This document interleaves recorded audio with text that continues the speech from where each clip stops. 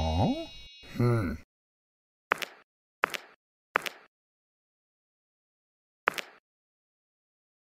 Huh?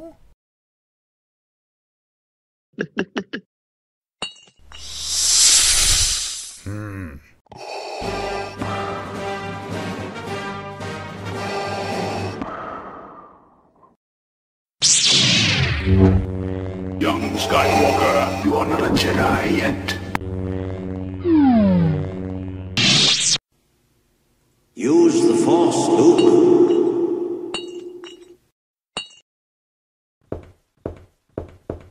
Do not underestimate me!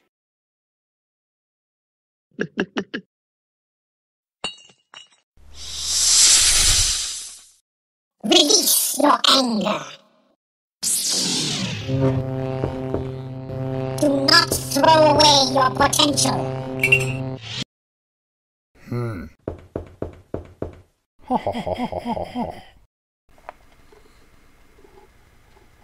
The most common problem with resin parts is that they become slightly misshapen, especially after prolonged storage.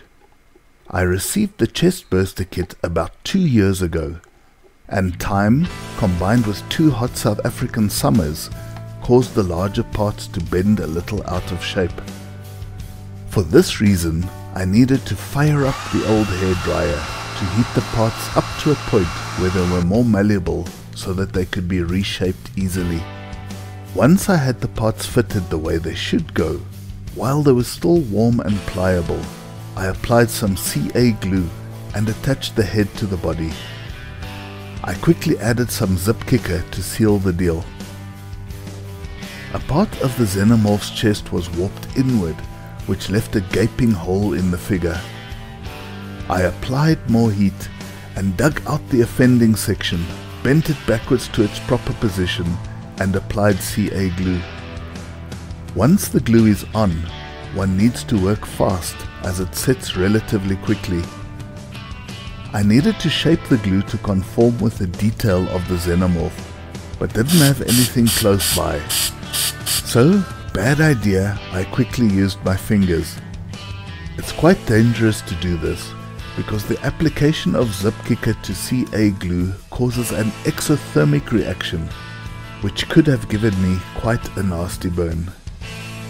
Once I was satisfied, I went back and used the CA glue as a filler for any gaps between the head and body.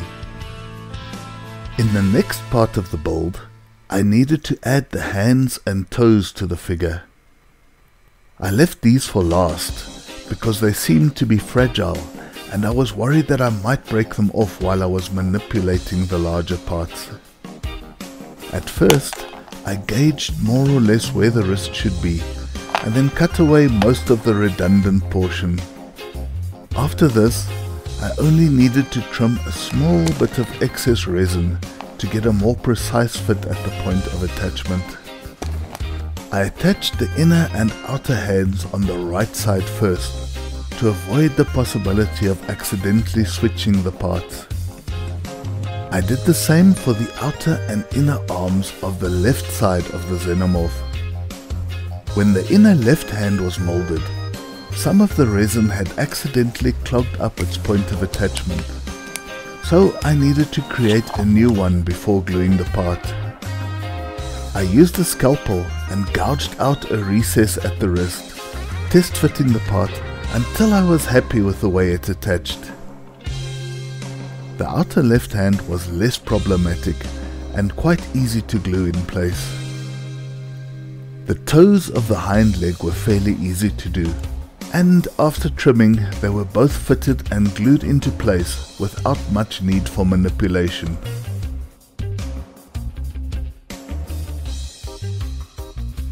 I cut and trimmed the lower jaw, and when I test fitted it, I noticed that it would need a bit of manipulation before I would be happy with the way it fits.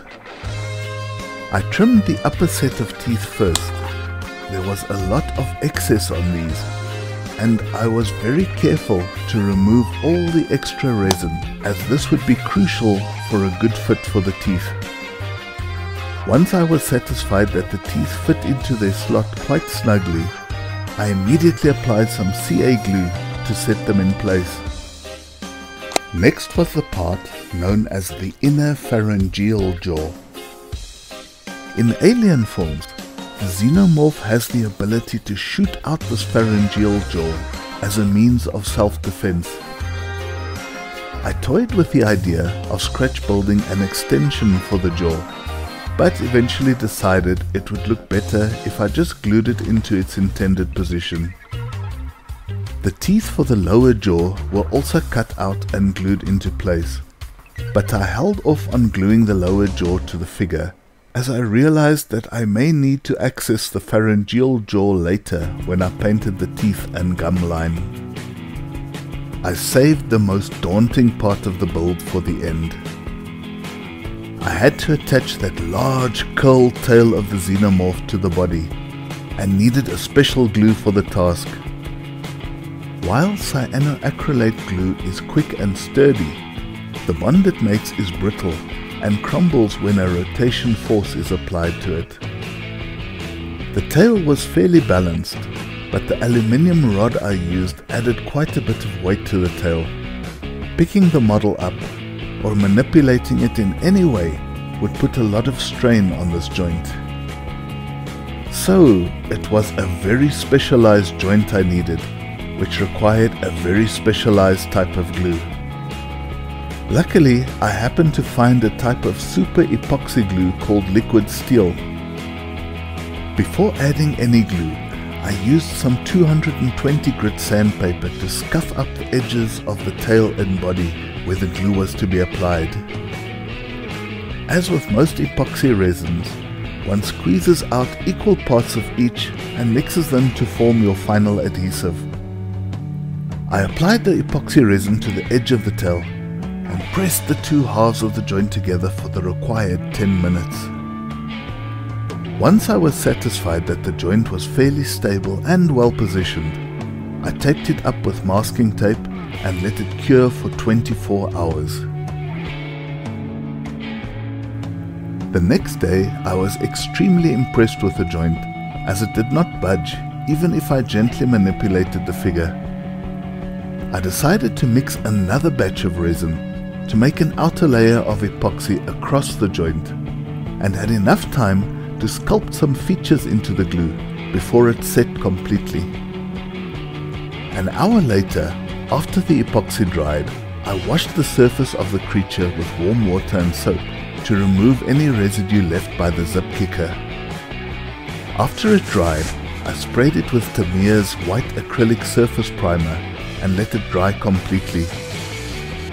I decided to use Tamiya's brown, desert yellow and flat flesh as my basic colors. The next order of business was to give it a base coat with Tamiya's X9 glossy brown. The glossy paint settles into the recesses better than the flat color, which will make it easier to see where the subsequent flat paint layers need to be applied. Once the body was done, the whole length of the tail also needed to be base coated. I paid careful attention to the spaces between the scales of the tail, as these were going to be an important feature in showcasing the detail of the completed figure. I almost forgot to give the lower jaw a base coat as well. It's important for the lower jaw to receive the same attention as the rest of the body, to ensure that it will blend in with the final color scheme when it finally gets glued into position. Sadly, while applying the base coat, the tail broke off at one of the earlier CA joints. It was then that I realized I would probably be replacing all of the old tail joints with liquid steel before the Xenomorph was finished.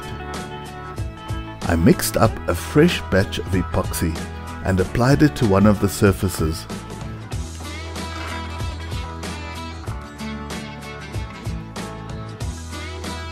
I added some epoxy to the aluminium rod too, hoping that it would make contact with some of the resin parts on the inside of the tail, which would lessen the chance of rotation in the future. After making sure that the joint had taken hold, I added some more epoxy to the outside of the joint and let it cure overnight. And that's it for now. In the next video we will get to the part that I enjoy the most, adding paint and features to make the model look both unique and realistic. So, until next time, so long and thanks for watching.